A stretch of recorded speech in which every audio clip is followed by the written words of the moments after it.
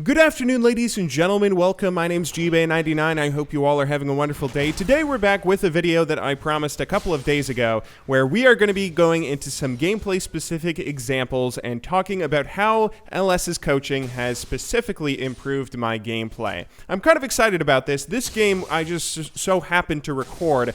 This game that you're currently watching was a game where we're playing Aurelia against Maokai top lane before the coaching, and then later on in this video, in the second half, we'll show you guys an example of a game that was eerily similar to this, but after we received the coaching, and show you sort of the overall differences in mindset and attitude I had when playing. Now, I will say that I definitely have a lot of room for improvement, right? One of the biggest problems I currently have, in my opinion, after the coaching is just consistency. When I'm streaming like 5 hours a day, and we've been streaming every day this month, it's kind of difficult to consistently not fall back into some of the issues that we are having in this game that you're about to see.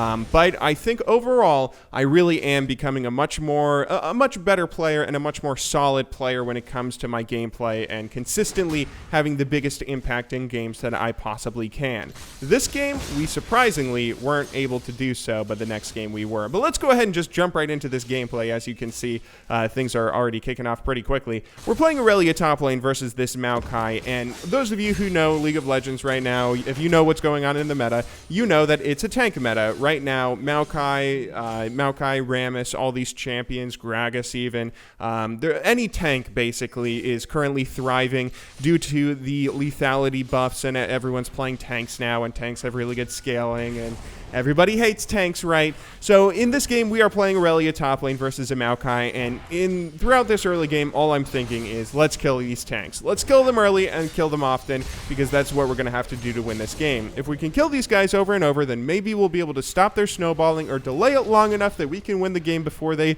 hit their late game invincible power spike. And overall, we start off doing just that. I mean, right now we're 6-0, 140 CS to Maokai's 100, but we don't really have that big of a lead, and we aren't really doing anything with it.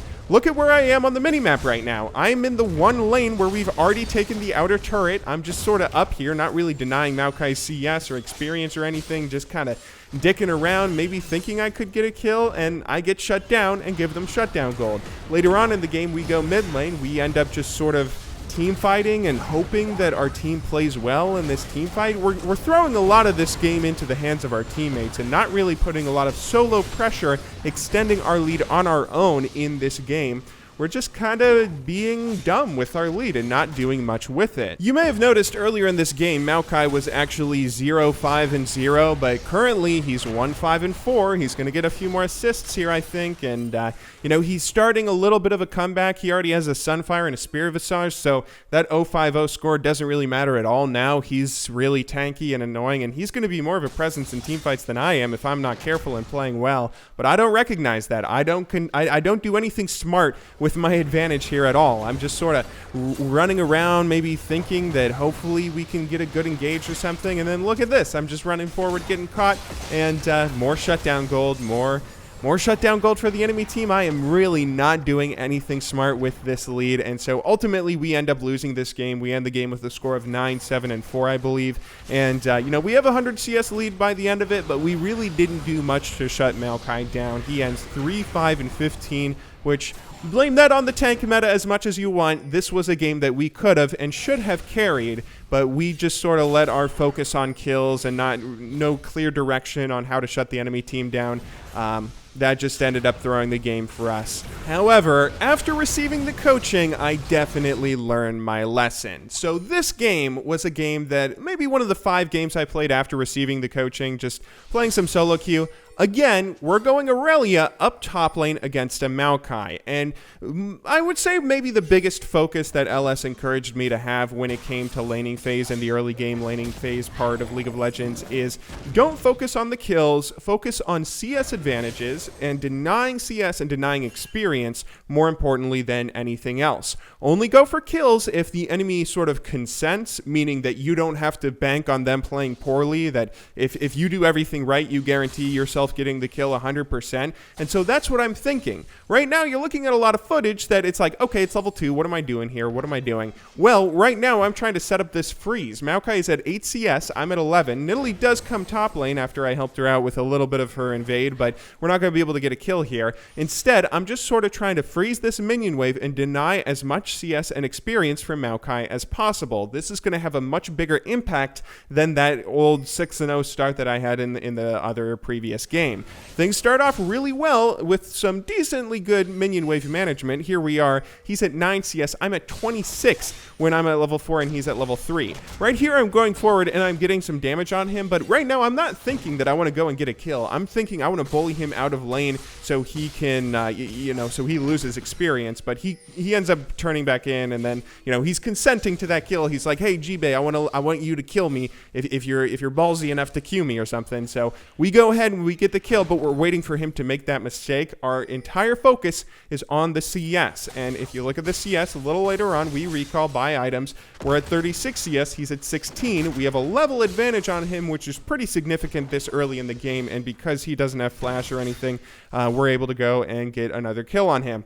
Again, look at the minion wave here. I'm trying to always set up so the minion wave is just barely pushing into my tower, not pushing so hard that it's difficult to control, not so big that I can't control it. We're always keeping the minions around 6 minions or so, and here he gets back to lane, he walks forward, makes a big mistake in letting us engage on him, and we're able to get another kill.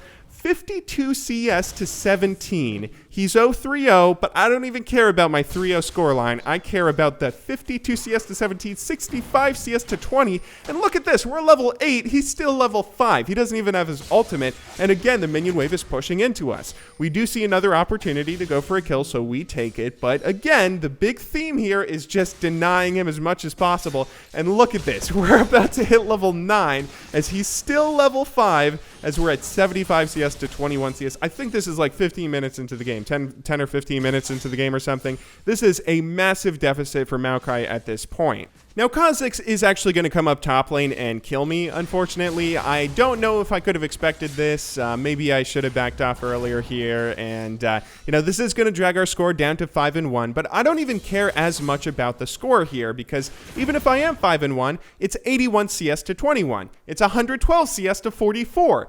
Even though we don't have as pretty of a score line as we did in the previous game, I think at one point I end up at 5-3-3. The fact that we shut this Maokai down so hard in the lane phase is just so exciting. It feels like he has no possible chance of coming back into this game, and this really feels like that I did this right, that I wasn't relying at all on my teammates to do this, that I was able to shut someone down on the enemy team to a point where when I'm taking the first tower, it's 148 CS to 69. This feels like the game is over. On top of this, I do also try and implement some strategy in the mid and late game, even though the mid and late game kind of feels like the game is already over. I don't know if you would even consider there being a late game in this match. I think it ended at 25 minutes or so. But for instance, right now we see that there is no one anywhere near top lane. We see the Maokai just died, and we know that he doesn't have his teleport, I believe, even when he respawns. So I want to go and push this as hard as possible, taking this tower. One thing that I think I also improved on when it comes to the coaching was I think I'm a much better split pusher and much better at making decisions when it comes to positioning myself in the lane when split pushing in the mid and late game, and I don't really get to show that off in this game because it's such a stomp early, but the fact that we were able to turn this into a stomp early is really exciting. There are some differences between this game and last game, like they do have a Mordekaiser mid lane that did very, very poorly, I will admit. However, even so, I mean, maybe they could have still come back. If I was bad and stupid and just focused on getting kills like I did in the previous game, Maokai is really OP. Maybe we were able to really win this game and shut the enemy team down as hard as we were because of some good play. They had a Caitlyn bot lane that did really well, 4-1 and 2. Their Kha'Zix jungle was doing very well in the early game. I mean, maybe it's a little bit of a fluke and we would have won this anyway, but this was a game where it really feels like I controlled it and decided the outcome in a way that I wish I could have in that earlier game. The trickiest part about all this, honestly, is just being able to do it in every single match, because when you go up against a Yasuo or Gangplank top lane, someone that's so easy to kill, you just want to kill him over and over, but I'm trying to get into the habit of being consistent with this kind of gameplay, and I honestly think that it might carry me very far. I highly encourage that you guys look at the game the same way if if you're in my rating or anywhere below it. Anyway, I hope you guys all enjoyed this video and found it somewhat interesting. I'm pretty excited to grind, and I hope you guys are excited to maybe see where I go. But anyway, thank you very much for watching. Good luck in solo queue, and have a wonderful day.